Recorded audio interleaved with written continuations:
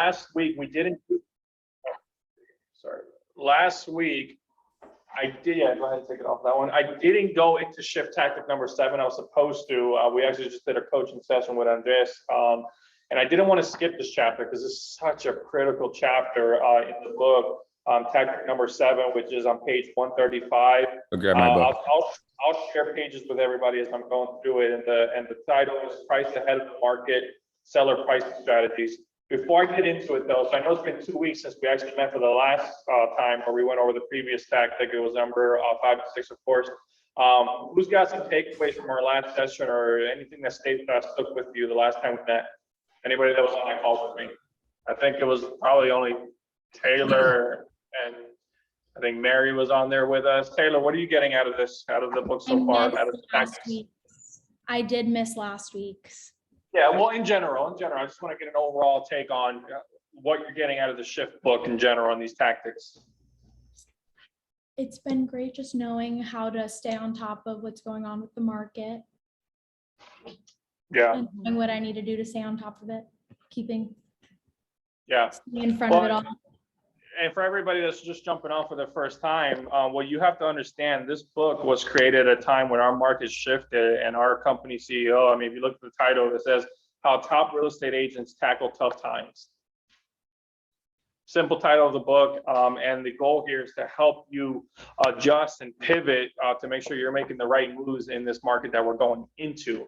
And I want to be very clear, we're going into a different market than what we're coming out of. So the strategies and how you show up and what you say, your dialogue, everything does change. So let's get right into it. As you guys know that have been on the call with me, I read from book directly, and then we have some dialogue around the concept. This chapter, I'll tell you that the entire chapter I could highlight if I could. Everything is a nugget here. And what I will tell you is before you go on your next listing presentation, read this chapter. Here's what I'm going to tell you. Right now, are we seeing more price reductions? Yes. Why do you think we're seeing more price reductions? Taking longer to sell. More inventory. Taking longer to sell. Go ahead, Chess. I didn't say anything. Interest rates are going up. Rates are going up. Go ahead, Chris. More inventory overall. Yeah. More inventory. So that's Less causing it. people going in and putting a ton of over offers. Yeah, yeah. Do you think there's a high probability you're going to start meeting with sellers now? They're like, oh, wait a minute, let me sell.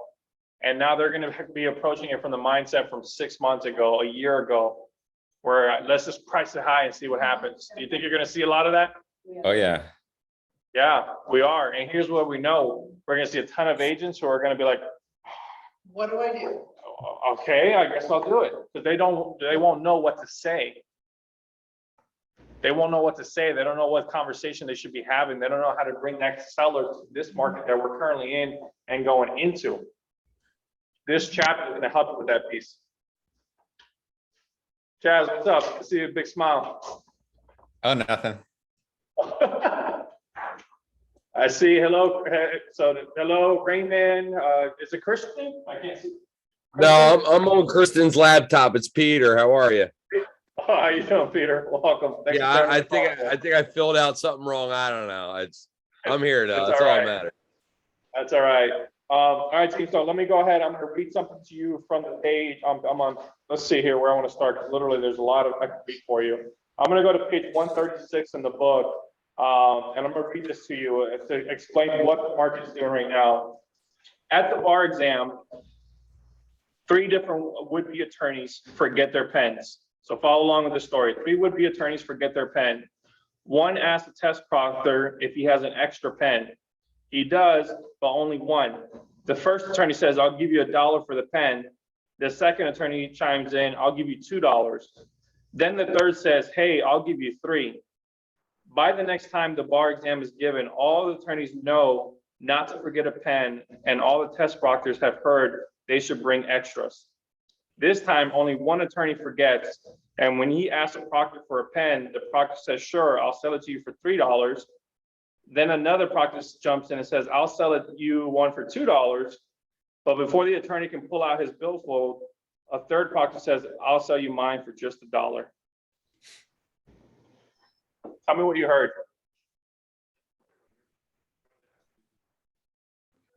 Go ahead and address it. So it shifted from a seller's market, no, sorry, yeah, from seller's market to a buyer's market there. Before they had no inventory, it was just one pen. Now everybody is able to give out their pen, so the value of pen can be sold for cheaper. There you go. What else did you guys hear? Anything else? Is that sums it up? I heard a lot of different offers. I was trying to, comprehend it all before it was done. I just didn't get it all. That's all.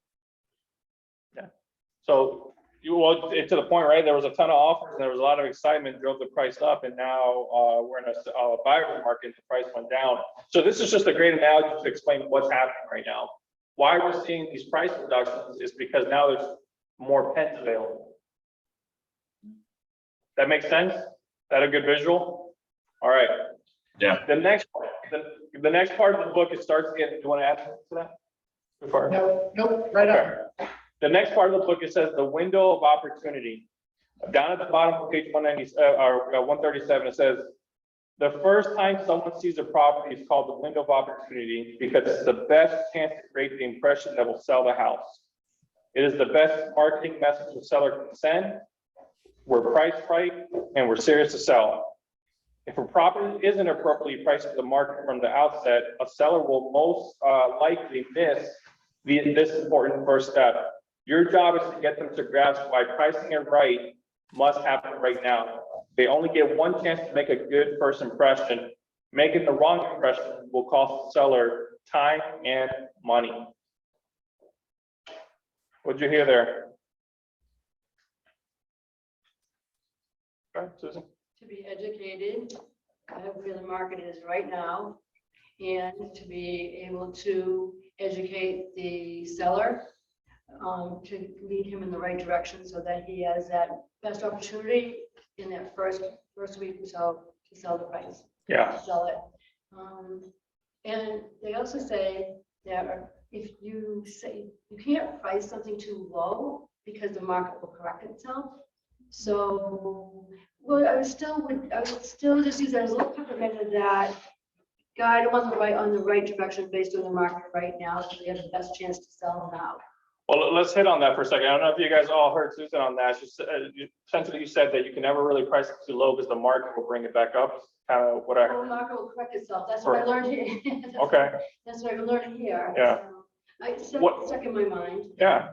What do you guys think about that? Any thoughts on that? So if you look at the market, and to that point, you can obviously either price it over the market, at the market, or slightly under the market. If you were to go slightly under the market, let's just say a home that's worth 300,000. Let's say I listed the two for 280. What's likely to maybe happen? Multiple offers. More showings, multiple offers. And that's what I'm saying. Yeah. Yeah. So that's one.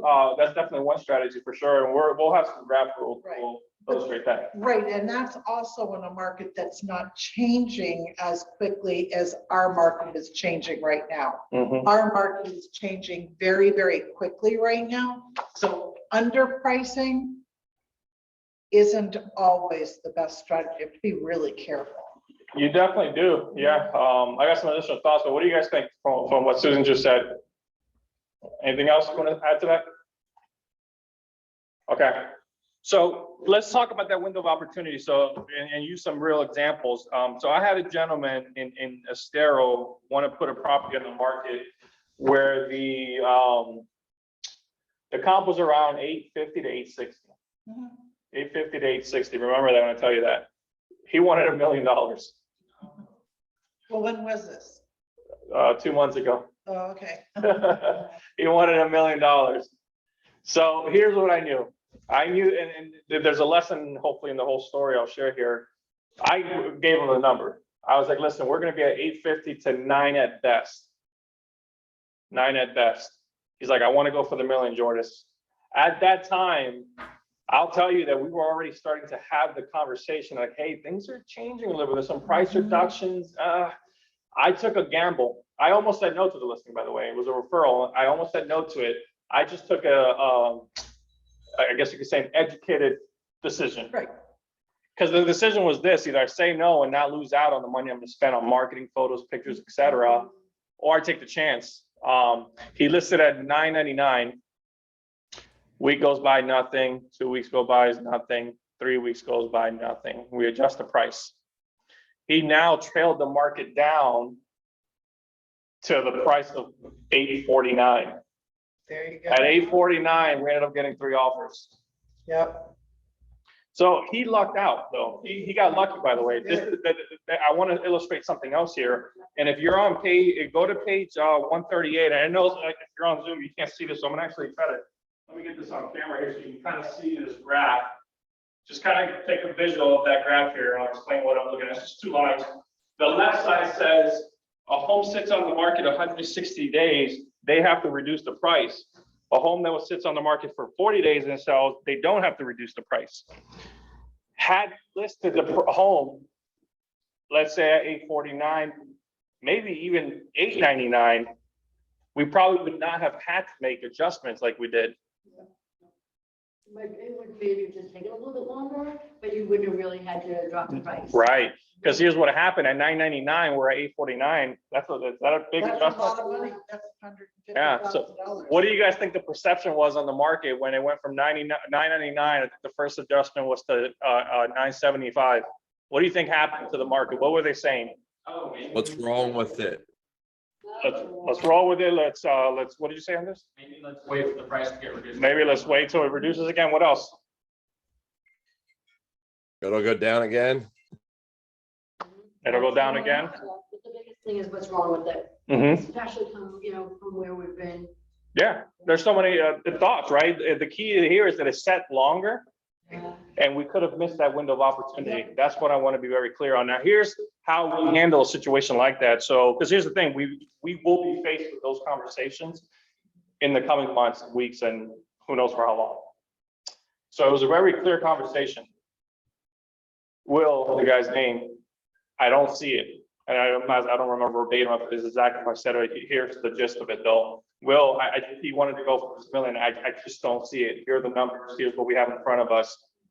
Can we shoot for more? Yeah, you can probably test the market. We were only about 4 or 5 weeks into kind of seeing these price reductions. It wasn't too dramatic yet. I'm like, we can give it a shot. Yeah, just I want you to know this is the price point I see it going for. So each time, this is the key. Up front, I was very clear about that. And I was very adamant about here's where the price should be. If we want to test your price, we can do it, but we're going to have to make some adjustments along the way. And it was a very simple conversation. Now the script is, and remind me if I'm off here, 10 showings, no offers. We're making an adjustment. Yep. Or no showings. Or no showings, no offers. We're making an adjustment. Yeah. So every week and a half, I think the most we ever went was 2 weeks without an adjustment. We were making those adjustments because I was very clear up front. We're going to need to make adjustments if we're getting this many showings and no offers. And that's exactly what happened. Before the craziness of the market that has been going on, my standard with every single listing presentation was no showings, no offers, price reduction 2 weeks. Showings, no offers, price reduction 2 weeks. Yeah. Do you have a guideline as to how much you should reduce in the first? It depends what market you're in. If you're selling a $1.5 million house or if you're selling a $300,000 condo. Yeah. It depends. So what I would say, guys, is get in the habit of using that as part of your dialogue. Again, 10 showings, no offers. We need to have a discussion on price. Or you can say something like, hey, on Mondays, I will update all my sellers on the market and what's happening. And the reality is get in that habit. Mondays and Tuesdays, you're analyzing the market, seeing what happened, what was the feedback from showing. We're not in a market, for example, where we can just put it on the market and pray that another agent sells it. I mean, we need to get feedback. Yeah. The feedback, when I have to go have a price reduction conversation, that feedback the agents are giving me, I'm using a lot, because it's really, I don't make the market. No, we don't. We're interpreting it. We're just interpreting the market, right? Right, correct. So we just got, and having that agent feedback definitely helps. So to kind of sum up what we just talked about, we're talking about the window of opportunity and making sure we don't miss it, right? And being very transparent about pricing. I want to highlight a couple more things here. Hang tight for me. I want to see which one I want to hit on. The most successful agents become masters of pricing and masterful in getting their sellers to trust the findings and act on them. And do you know how to do that? What's the number one way that you will get your sellers, your customers to trust the findings and to act on them? Do you have any idea how you do that? Wait, can I answer this? Yeah, go ahead, just speak, you guys can hear Andres, right? Speak up, so make sure everybody can hear you. So I'm thinking that the first thing you would do is look at the comps and show them step by step. Hey, this is everything in your area. This is what is actually sold. That way they know that you're not pricing it based on what other people are pricing it, but what is actually selling. That's part of it, but what's another really important part, because it's really our number one job? Yep, Chaz? Make him a CMA. Nope. Building the relationship with your sellers that you know the market, you are the real estate expert. They need to know that you know what you're talking about. So you need to have that relationship with your seller so that they can trust what you say and the information that you're showing them, that the market says. It's not you saying it, that whatever the market says, they can trust you, that that's really what the market says. Can I share a story? Do you guys like when I do stories to kind of illustrate some points here? Our amazing Opie wants to say hello. All right, okay. Which is the story I want to share with you. So you made me forget already. So, no. So, did you say pressure? No pressure. So let me share this story with you. Here's the thing. Is it not our jobs to consult our clients, our customers, and properly inform them to make an informed decision? Yes or no? Yes. Yes. That also means whether they like it or not. Whether they like it or not. I'm going to share a story of a missed opportunity for me, and I'm okay with it. So I had a woman who closed. I met her through another agent that sent me a referral. Came down. This was last year, by the way, in September, October. We ended up closing on a property in Bonita in October. Moved in. It was a challenging time at that time, so it was very competitive. Still multiple offers, and we had this contingency on a sale of a property. That also made it challenging. Finally found a home, bought it for $408, $8,000 over the list price, $408 purchase price. She calls me about a month and a half ago, Jordis, we're gonna need a bigger house. Things are changing right now. And I knew what was happening with her at that time, I think the qualifying, and we were like barely making it. Rates going up the way they are now is also gonna cause an issue. Try to make a long story short here, I consulted her on all of that. What the market's doing, what my concerns are for her, because the last thing I wanted for her is to sell her house, knowing I could probably sell it quick if she took my advice on pricing, but then knowing where to go next. And she didn't want to rent. So there was a lot of parts there that I just, too many moving parts for me to guarantee that I was gonna successfully be able to put all this together. Here's the part though. She's like, Jordis, I need to sell this house for $499. Whoa. In order to make all this work. So I did the research. The best I came up with was in the 470s, and it was a much larger home. Much larger home. And under 480, she couldn't even, it wouldn't have enough money to even move to the next house unless she went to like Lehigh Acres or Cape Coral, which is completely out of the question. So I was very honest about all of this for her because I wanted the best for her. Fast forward, so I don't go to soapbox here. She goes for a couple of weeks, and I'm like, she's not answering me. So I just get curious, and then this didn't hit my mind until this week. I log on, and guess what? She listed the home with the agent who was the listing agent when we bought it, and she listed it for $499. It was on the market for 16 days. She just adjusted the price down to $475, but now I want to follow her and see. Now I want to follow it. I don't know what's going to happen to her. The point I want to make here is that I did my job to properly consult and educate the customer. However, in this situation, it was a missed opportunity. Yep. Here's the thing though, and I'll let you make a comment though in a second. Here's the thing. I did the same exact thing I just told you now with another gentleman who I sold 2 years ago to. I just saw him this past weekend. He's like, Jordis, I'm loyal to you. I appreciate it. Like you tell me how it is. So you see what I mean? The point is I had this guy, Kevin, the one I just told you about for 2 years ago. I've known him since like 2012. Yeah, wow. So there's a relationship there and a trust and relationship, loyalty so that trust they and take the advice. So I think that's And the he- point you're trying to make. Yeah, you have, yeah, and that's what we do. That's why when we make our calls, when we do our lead generation and you do your lead follow-up and so forth, it's building that relationship so they do know, Yep. like people do business with people they know, like, and trust. Yep. What I don't understand is why the first seller reduced the price to what you suggested, but didn't go with you. That, my opinion, this is my opinion on this, it's pride at that point, and maybe she felt like, okay, it wasn't the advice she was looking for. So I mean, there's so many factors, we can get into so many elements. But the point is, I didn't have a long relationship with this woman yet. It was only, I met her in September. Go ahead, Susan. The other thing, if I heard you correctly, is that you said she informed you that if it went below 480, she wasn't going to be able to do it, remember? And that was way too narrow of a gap or So here point, we price go point. with buyers are liars.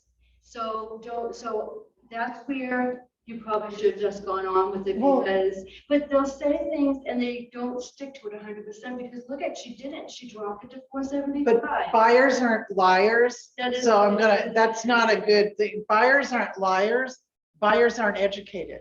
Jesus. And when you're not educated, you don't know what you just don't know. So buyers just need to be educated. I didn't make that saying up, by the way. Yeah, no, it's. I know it's you didn't make it yeah, up. yeah. She didn't make it up, I swear. We know where you were going. So I can say that. Her act, she said her act. All right, moving on. It's okay. You didn't, yeah. So let's keep moving forward because I want to make sure I hit a lot of points from this chapter. On page 139, where it talks about the art of price persuasion, it says here, for sellers in a shift, the need for an agent who has mastered the science, the skill, and the art of pricing becomes critical. This is where you're going to show your value, team. Mhm. You are going to be experts at pricing homes correctly in a shifting market. That's how you're going to stand out. You may win some and you may lose some. Be okay with it and just know that the ones you feel you lose, you're probably saving a ton of money on marketing and photos and videos. And trust me, I've had my fair share of homes that didn't sell. And I'm like, that's a lot of money that I put into this. So money market Monday. I know that I work with the people in Marco Island of doing time blocking. You need to time block time in the morning to know exactly what is going on in the neighborhoods that you're working in. So you are educated, so when you're making your calls, you can respond to them properly. That's how you know your market. That's how you master the science and the skill. Yep. And if you know how to do that, go to the very front page of MLS and put your town in. And Jeff sends these out all the time. How many, what's going on in the market in the areas. He puts it on our Facebook pages. And you need to understand that and know that so that you do become skilled. Yep. All right. Any questions on anything we've discussed before I move forward? All right. So just real fast on page 140, I just think it's important to just kind of know this at a high level and then understand that tomorrow at 1:30 to 2:30, we will, Catherine will be here and I'll be in Naples and we'll be talking about CMAs, comparative market analysis, and how to do a comp on a property. Three main factors on page 140 of doing it. It's location, size, amenities, and condition. Keep that in mind. And tomorrow we're going to go deeper into actually doing a CMA on a property. Never done one. On our private posting page, Catherine made a post this morning that has an address. That's the address that you guys can practice tonight. Try doing one on your own. So then tomorrow you can see how we do it. And I'd love to see what you guys come up with. Yeah, Doing it on it's your own. gonna be fun. So it's 60-65 divot, but it's on our coaching. All right. Now we're gonna talk, so on page 141, the next, pretty much the rest of it, it says, don't chase the market, let the market chase you. There are 3 pricing strategies which to choose from. There's prices at the market, be behind the market, or ahead of the market. Then when you jump to page 144, 145, there's gonna be, there's some graphs that you start to see on there. I want to illustrate something, actually, let me see if you guys can see this board from the call. Were you guys able to see what was written on here or no, from Zoom? Scott? Okay. No? Yes, no. Yes. I'm getting- I all right, can let see me- it. We'll do the best we can. Let me do this. I apologize. I don't have like a presentation slide for this. That probably would have helped in the future. I'll do something similar. Tell me, can you see the line that I'm drawing here? Yes. Yep. Okay. So on this side, we have price. And on this side, we have a time on market. So time on the market and price.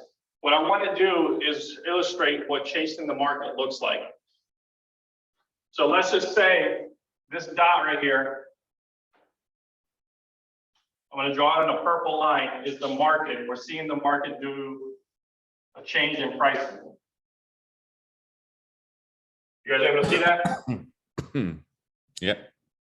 The purple line is the market. It's going down. Yeah, it's going down, right? So make an arrow illustrating going down.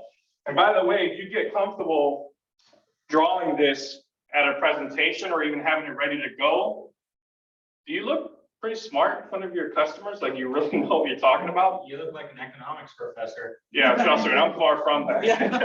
I'm far from that. I'm drawing this off of photo memory. It's just to be very clear. This is off of photo memory.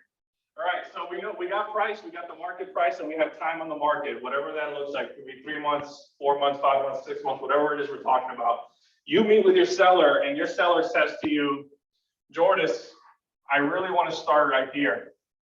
This is like my guy that I was talking to you about.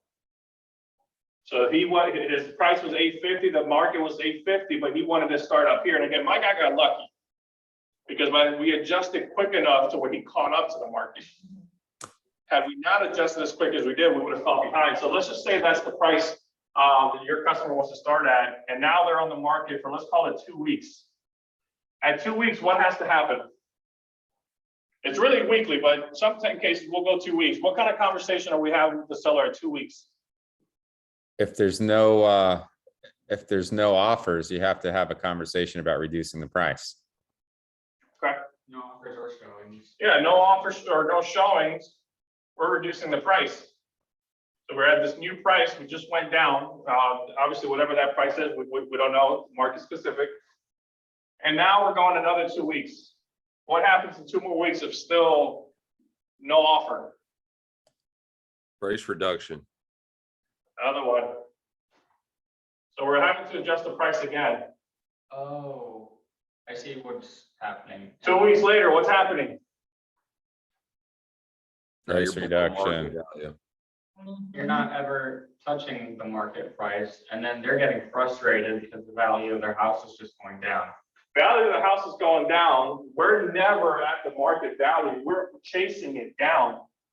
We're literally chasing the market down. Then eventually you hit a price. Okay, finally you got an offer, but guess what? That offer is at market price or not lower. Now tell me which price is higher, this one over here, 3 or 4 or 5 months later, or this one, have we started with the right price? The right price. Mhm.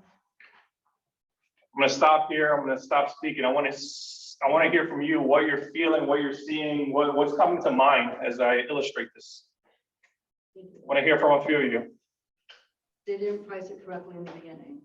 Yeah, of course, that definitely didn't price it correctly.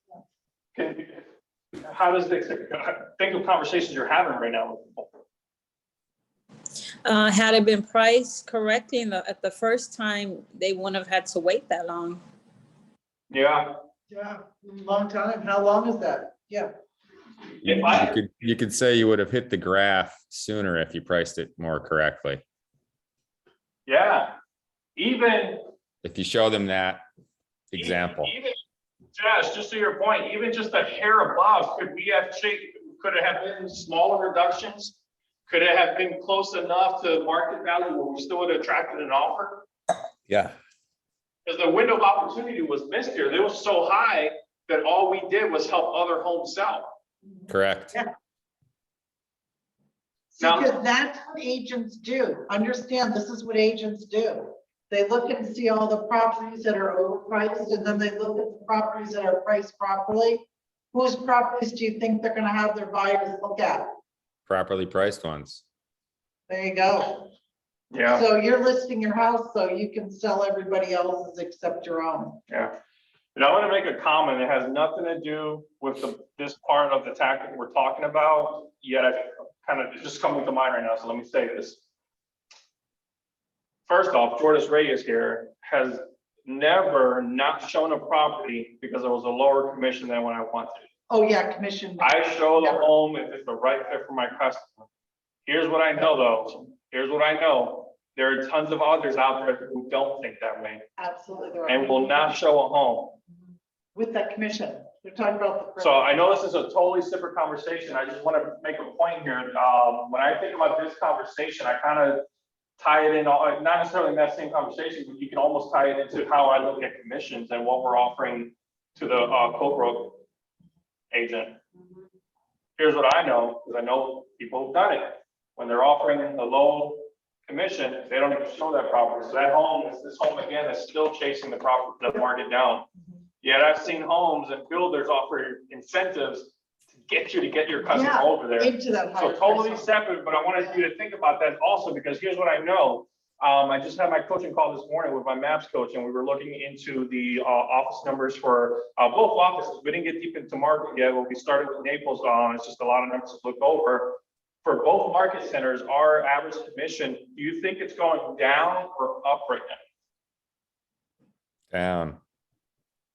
Anyone else want to agree with Jazz? Is it going down? Our average commission, and this is for our offices, Naples and Marco. You think it's, anyone else? Got one saying up, down? I think it's going up because the median price of the market is still, Our average, no, well, average commission, like the percentage, not how much commission, not like the actual dollar amount. Oh, The it's staying the percentage. same. It's going down. Down. Reducing our commissions, We're Absolutely. seeing reduced commissions across the board. like reduced percentages on the deal. Mhm. Yes, absolutely. Yeah. Everywhere. I've I noticed misunderstood the that, question. that I have, people who are looking at or for. I didn't look at one of them that was over 2.5%. Yep. And I've gotten 6% down here before. So 2.5 and 6%, that's 3.5%. Don't ask how I got the 6%. I just did it, but For you. yeah, no, for me. But typically, and we can't tell anybody how much you have to get charged commission. But most markets saying, you have to charge, get that 3% for each Yeah. time. However, people. Well, here's what I know. Here's what I know.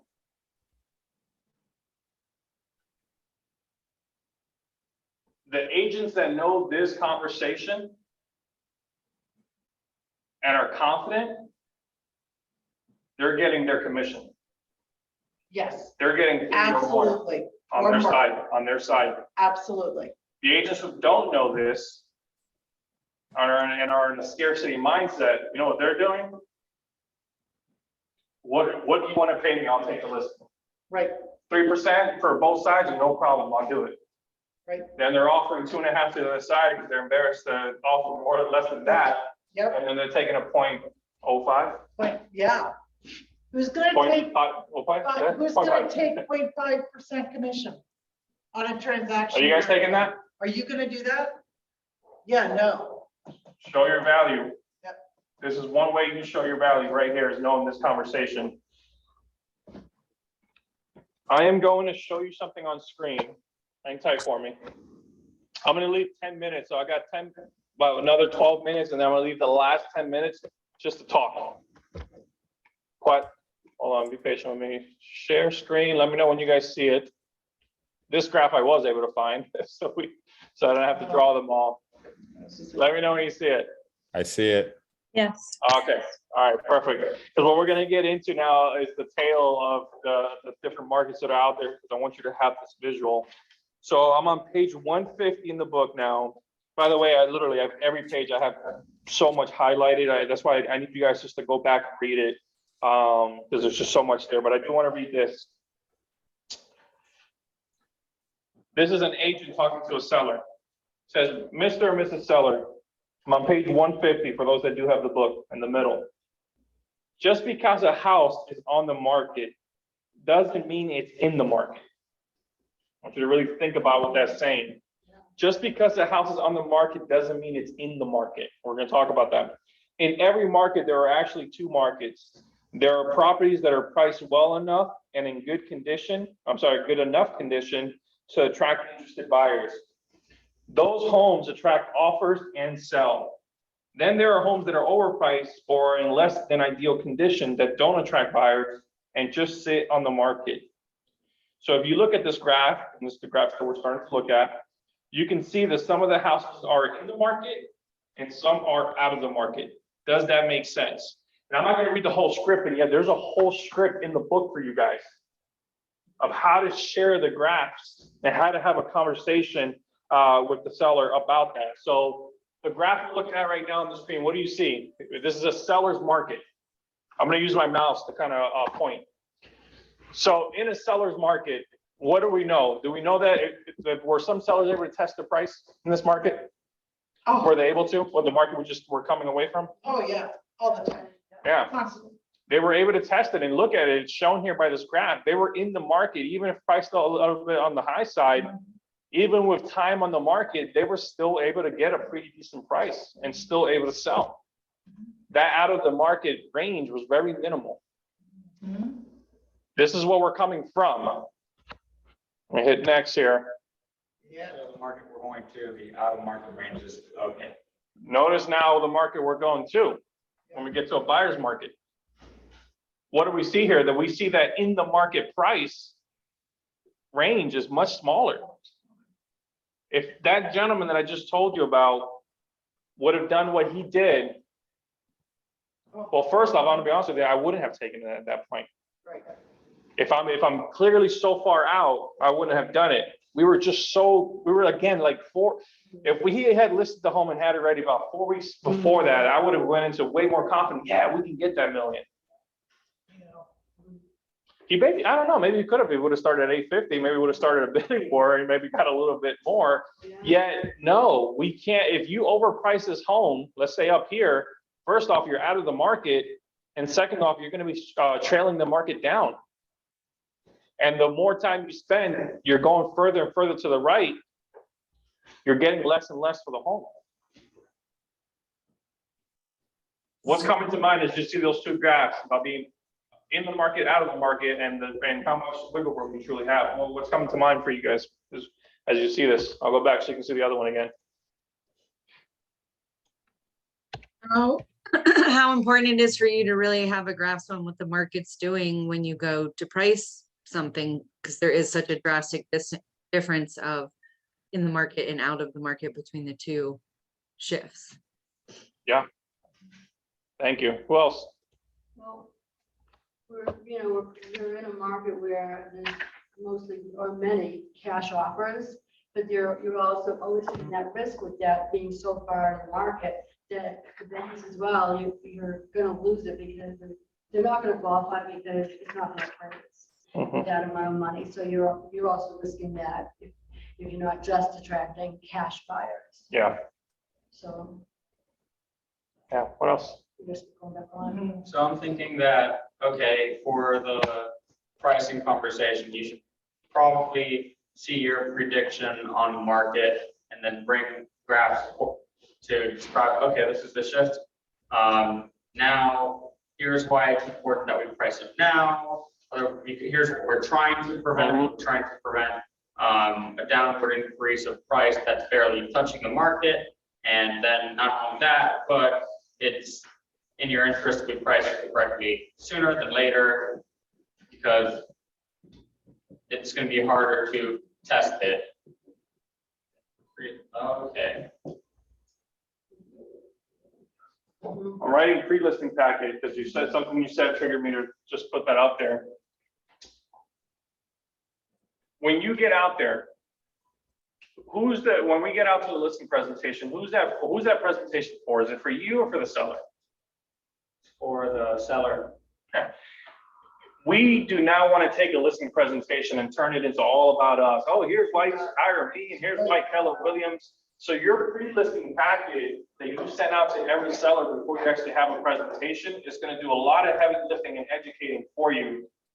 And it's going to free up the time you need to have this level of conversation. It's not about me, it's not about KW, it's about their motivation to sell and what it's going to take to do that. And when you send out the graphs, by the way, like if you were in Naples with me, we went over the pre-listing package yesterday of what you put in there. Taylor, I'm going to call you in a second. I want you to list out a few bullet point items that we talked about of things you can put in the presentation, a pre-listing package. This is what you can put in. These graphs, I mean, we can get these graphs from kwconnect.com and you can put them into your presentation. That way you don't have to draw it out every single time. And yet you can have a one-pager literally illustrating chasing the market, a one-pager, or even actually probably a one-pager that can share the other two graphs, the buyer's market and seller's market, and showing the importance of being in the market, not out of the market. I carry a whiteboard with markers on me all the time. Yeah, this is pretty cool too. I'm doing it like that. I can imagine that would go far. And this brings up another thing. I know some people have been discussing for sale by owners and maybe targeting that. This conversation is great for sale by owner this is the part of the conversation I'm talking about, being on the market or in the market. Mm-hmm. They don't know what we mean by that. They don't know what we mean about being in the market, out of the market. So this is a great even little presentation for them as well. It's for any seller really at that. So Taylor, what can you have, share with the group, what should be in a pre-listing presentation that you send out to the customer before you actually go out to the house? Give us some ideas. And about me, just some good information about yourself, reviews from other people, and they don't have to be just specifically from real estate, just some good connections that you've made over your time, some Keller Williams information, a marketing plan, a seller disclosure, a vendors list if you'd like to incorporate that, to-do list for prepping to sell, and then something that shows some unique value for myself. Absolutely. Perfect. And add these graphs in there. I put the graphs on there too. I just didn't say. Yep. Notice what is not in there. What's How that? much you think there's no property value in there. You never, ever, ever send out the property value. Never, ever. No. Not done, ever. No, you want to have that dialogue there. That's with a them. that's a face-to-face dialogue. That's very good, Taylor. Was your class recorded yesterday? Nope, no recording. Never. So I will mention this, guys, and I saw your face of disappointment, but I'm going to be very forward with everybody because I'm very forward. Let me change my language. I'm not a big fan of Zoom. I actually prefer you here. I know sometimes that's not humanly possible. And just know that there are going to be times where I may not offer something on Zoom. I really want to help you all get in the habit of being present. It makes a big difference when you're present. And for example, tomorrow we're doing CMAs. You need to be there. That's where you're going to get all the information. It's really, really important. So to that point, as we move forward, there are going to be some things recorded, some are not recorded. This call, for example, right now is recorded, so we will post it. I just want to be very clear. I really want you guys here. Yep. That's where we're in a shifting market. You need to be around each other.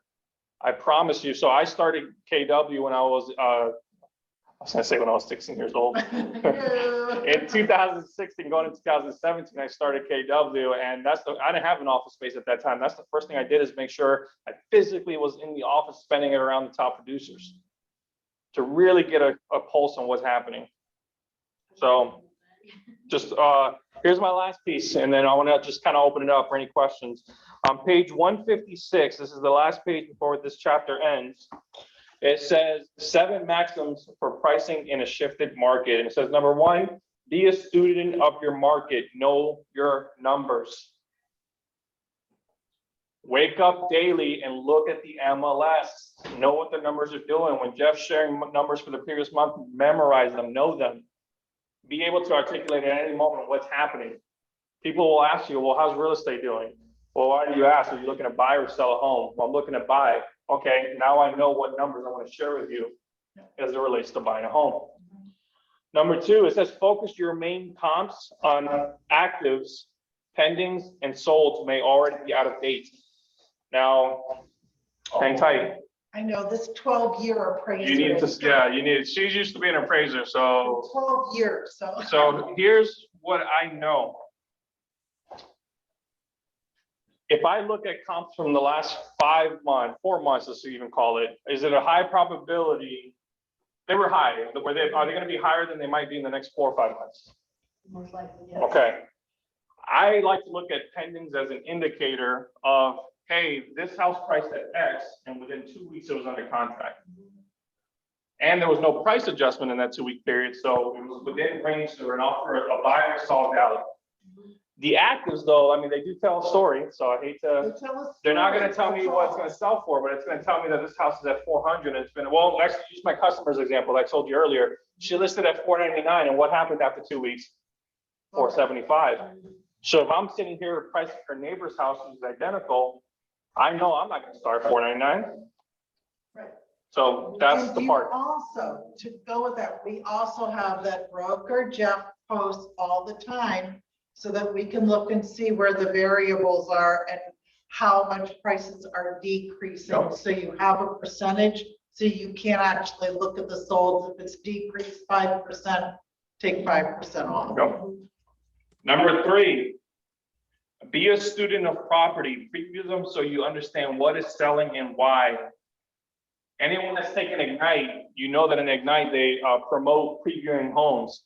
If you're looking to learn a brand new market, what's the best way to do it? Get out there and preview the homes. When I started in real estate, I lived at that time in Golden Gate City. So I'm like, all right, well, let me start here and learn what's happening in Golden Gate City. And all I would do is go find an hour where I wasn't busy, find vacant homes in the area that I wanted to learn. And then an hour or less, really, I would visit 9 homes. I wouldn't even shut off my car, pull in the driveway, leave my car on, it's vacant already, go in the home tour, got it. After 9 homes, and then multiply that by 5 days a week, by a month, did I know the market? Absolutely. Did I know, as I was doing a consultation with the buyer, you know what, I already know where we're gonna go because I've been previewing so many homes that I know exactly where we should go for what you want. That builds your knowledge and skills. Number 4, keep your presentation as current as possible. Let your ongoing research do the talking. In this market, well, let's just say this, in 2020 and 2021, agents out there had one of their best 2 years in real estate. And it was so good. And then I'm talking about experienced agents who've already been in the business for a while. You know what they did? They got so comfortable, they stopped doing presentations. They didn't do buyer broker agreements. They didn't do the simple things. They just took for granted it was all gonna flow. Now they're dusting it off, like, oh my God, get the cobwebs off. It's like, oh, that needs updating. Let me actually have a presentation now. And you know what was happening too? They had no presentation because they were so confident, you know, they're working so many referrals. They were just gonna get it. Yeah. Although I did have some agents tell me that even people in their database that have done business with them before didn't do business with them because another agent came in better prepared and had a conversation, had a presentation. Because they got so comfortable, they just showed up at the house. They didn't even have a listing presentation or even a contract. They're like, oh, no, I'll just see you out tomorrow. Glad to see you, and had a beer with them. Right, yeah, that doesn't work. I'm gonna repeat it again, keep the presentation as current as possible and let your ongoing research do the talking. Number 5, pre-qualify for motivation. Sellers who must need to sell most often. This is not the market, we're testing the market. Nope, not at all. Number 6, price ahead of the market to avoid chasing it. That goes back to the graph here that we just talked about. And the last one, number 7, it says always secure price reductions in advance to avoid falling behind the market, which is what I did with the gentleman Will that I told you about. Okay, so price ahead of the market, that way at some point the market will catch up to your price and then it'll sell. You won't have to be always out of range. You illustrated the other way around is what I interpreted. So if the market was going, so if you take the same graph and like turn it this way, or that even makes sense, and the market's going up, pricing ahead in that situation meant that, let's just take this as an example. The market's going up, let's pretend the market's going up, and this gentleman says, I want $1 million, this is 850, same example from earlier, he wants $1 million. Pricing it ahead in that situation, or the market is going up, he's pricing it at $1 million, and then just giving it time so the market can catch up to that price point. But that's not what we're looking to do right now. We're doing the opposite. We want to be at market. Because if now we're doing this chasing every time we do a price reduction, we're really just chasing it down. Now, could they get lucky like my gentleman did? And eventually by one of the adjustments we got to the market value that we should have been at 2 months ago, he got lucky. Not everyone will. So great question though. All right, I'm done with the books. We got about 8 minutes or so. So what questions are out there? Open it up for everybody. And if you're gonna ask a question, you gotta be on camera. For those that are not on camera. And I had one thing to Please. When you just mentioned about just starting out and going around to all, all the homes that were available, there's an agent here who shared with us that she grabbed a friend when she was brand new and said, come on with me. We're gonna go look at all these houses this weekend. We looked at a $2 million condo, decided to look at the nice ones on the beach. The friend turned around and bought it. So pick a friend. Bring a friend. There you go. Yeah. Awesome. Well, questions, guys? Questions, comments, thoughts? This is a safe space. So this is where you can ask all the silly questions that people say, or what do people say? It might be a stupid question, but let me ask you. There is no stupid question. Just the one you don't ask is the stupid one. And you practice it on your customer. Yeah. Don't practice. The man that got a little bit lucky, do you also feed in the condition of his property? If this is a really spectacular home, do you give it a little bit, So let me add, hold on, let me see that comment in the chat box. I don't know if it's a question that came, that's from earlier. So it's funny you say that. The reason, I had a compact 854 at that time. The reason he was so adamant about $1 million is because he over improved the property. He improved the property to a point that was so different than any of the houses that were like that house in that community. That is not gonna get it. Over improving your property. It was a great home. Does not mean. It is a great home, Mhm. but it was over improved. Yeah, over improved properties do not mean they need to be over improved pricing. Exactly. And the reality is this, It won't sell. from a price, well, it's two things. I mean, there's his perception, like I just spent $200,000 remodeling this home. And then there's the consumer that just comes in and thinks this still looks outdated. Right. I don't like the color of the floor. I don't like the color of the couch. Exactly. I'm gonna have to spend 200,000 to get it to where I want it. Or maybe the improvements to the consumer just don't mean anything. Exactly. Right, they don't. That's me. Exactly. Like, That's me. All right, what else out there? Questions, comments? Don't be afraid, guys. I have a question. So when you say for us to look up what the market says, exactly where in the MLS do I find that information? The first part cut off. When you look up what again? When you usually say what the market says, what the information we can find in the MLS, where would I find that information at? Well, here's the thing. So in the MLS, there's a what is it called? Market stats. There's a little bar graph that you can see a breakdown. I think it's 24 days, 3 days, 7 days. It might even go longer than that. And you can see what's coming on the market, how many are going pending, how many are price reductions.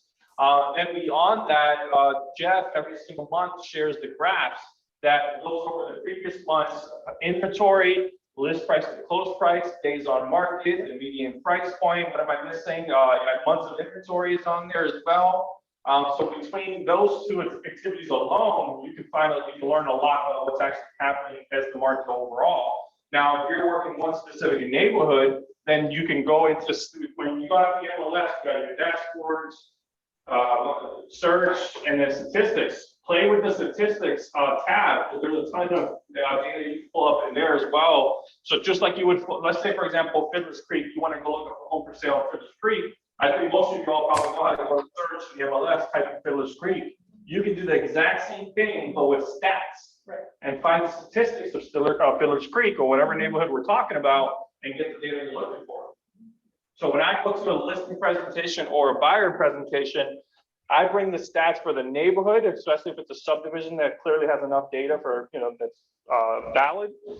I would pull up the neighborhood stats and then the wider market. So like if it was Golden Gate City, for example, I would pull up Golden Gate City, and then I would even look up just the zip code as a whole. Right, yep, right. And share the data of what's happening.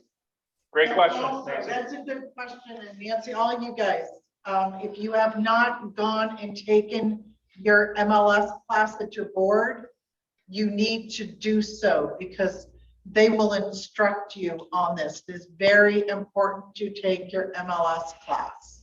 Yeah, I'll tell you, the first 9 months in 2016 that I got into business, I lived at NABOR. I was taking every class that was out there so I can fully understand how to use these tools that are available to me. And we'll hit it at different times, but why wait? Go to the board to a class that's available next and jump right in and learn it if you don't already. But here's the thing, guys, it's not gonna break. No. It's not gonna break if you open it and click the wrong button, just use it. Yeah, and it's free. Yeah, go ahead and then one more question.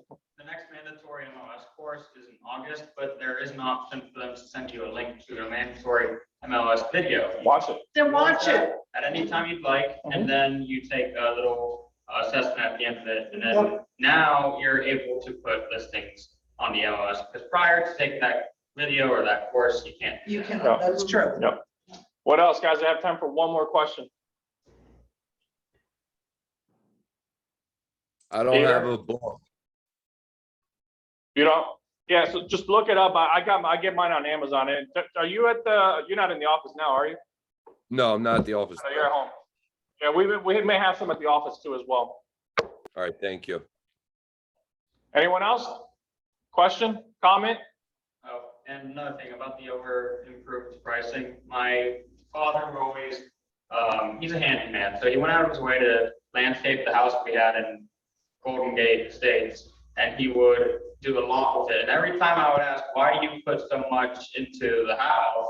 He would say, well, it's an investment. And it's like, you say that, but when are you ever planning on selling? So by the way, so Adrian Sabatino, our old OP, he doesn't have anything on the calendar right now, but I know for the fourth quarter, we're planning on doing more investing classes. He's flipped over 100 homes. My parents have flipped at least 50 homes now, and I picked this up from them as well. They look at the markets for sale, homes for sale and have sold, and they upgrade to that. Yep. So just something to think about there, yeah. So, well, then the conversation is simply, did you do these upgrades for resale purposes or for your enjoyment? Right. No, it's for our enjoyment. Did you enjoy it? Yeah. Great. Good. Now let's move on. Right. Onward and upward. All right, guys, I appreciate you all jumping in. That's awesome. Have a blessed day. Thank you, Jordan. Bye, guys. Thank you. Patricia, Bye. go ahead and video up.